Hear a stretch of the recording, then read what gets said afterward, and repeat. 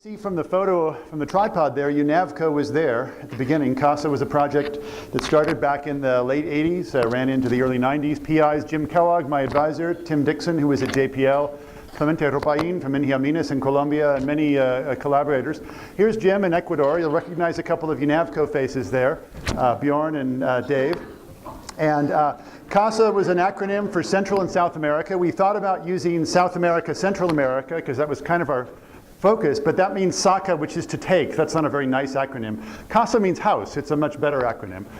We were really trying to aim at measuring plate motion. So here's essentially the rates we thought we were going to see. Now, CASA has another meaning in Spanish. It's a verb, casarse, to marry, and that's actually what happened. Jim met his wife Beatriz in Bogota on the first CASA campaign, and shortly afterward they were married. Beatriz said that there cannot be a Casa dos. There's only one CASA. And so we had to call the campaigns CASA 1990, CASA 1991, and so on. Clemente is the man who's kneeling there. You can see that field attire is a little more formal in Colombia than it is in the United States. This is some training actually from 1991 in Bogota. All right, so there were some great characters here. This is, Dan Johnson was a University of Hawaii student. He supported himself by going on other people's field projects. James Stowell, definitely a character. I could use more than 5 minutes of James Stowell stories, but I think I won't. We went to Chamaco on the Pacific coast of Colombia. This woman's name was Gladys. She was a security guard at the airport. A few other people in the town, just to give you a sense of what this place looks like. It's a very poor town, but people were very friendly. They really received us very warmly. Here's some examples. I'm hiding behind the pole there in the tent with the TI 4100, and we have a Trimble 4000 there in the hut. We had to use all sorts of very advanced logistics to get to the sites, so this fellow earned his keep. Isla Malpelo is a rock off of the Pacific coast on the Nazca Plate. It's mostly inhabited by crabs. To get things on there, you had to go from the dinghy up this ladder to this pier, and then sort of up the cliff to get to the site. But it was the only place on the Nazca Plate that we could get to. This is just some slides of it was Bogota. This is a town in the Boyacá province, just north of Bogota, and Cartagena de Indias. So Colombia is a very, very beautiful place, beautiful country. Also kind of a crazy country, at least at that time. So this is the Palace of Justice in Bogota, and the damage was done by the military as they retook the building from a militant group that had taken the Supreme Court hostage. That was 3 years before, it hadn't quite done the damage.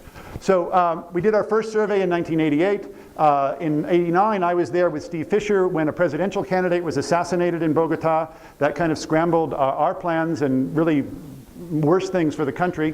We went to Ecuador in 1990 and then back a little bit later. So the TI 4100 it was better than anything else we had, better than the truck. But you had to tell it when to switch from looking at one set of 4 satellites to a different set. And it was very power hungry, and it took months to get the data off of tapes. Running solutions, it took me more than a CPU day to run a global solution that would run in minutes at most today. The precision we got from a daily solution was about what you could do in real time practically today. As far as reviewers and so on, that's pretty much the same as always, I think. So the answer, when you have this relatively low precision, is measure really big signals like plate motions. And so that's what we did. So this is Cocos Caribbean and Nazca North Andes time series plots.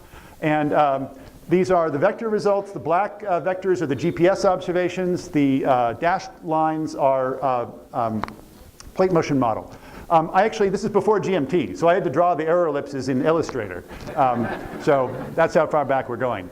It's interesting to compare those old results to what you could do with a more modern result. So a paper that Marino Proti and I put together a couple of years ago using the CocoNet site, Isa del Coco, and other data from Cocos Island on the Cocos Plate to take another look at that. And when we do, if we look at my old published results from my thesis, the convergence was 71 millimeters per year, Cocos to Costa Rica. What we measure using more recent data is 69 plus or minus 2, so certainly within error bars. And Good. So the accomplishments here are we measured plate motions and interseismic deformation really for about the first time. It was one of the first successful projects outside of North America. And with strong support of NASA, we developed the first and deployed the first global tracking network, which really laid the stage for the IGS. So raise your glass to UNAVCO, because we couldn't have done it without UNAVCO. UNAVCO provided equipment, UNAVCO provided training, they helped with customs, they helped with everything. It would have been totally impossible to do the project without them. Thanks.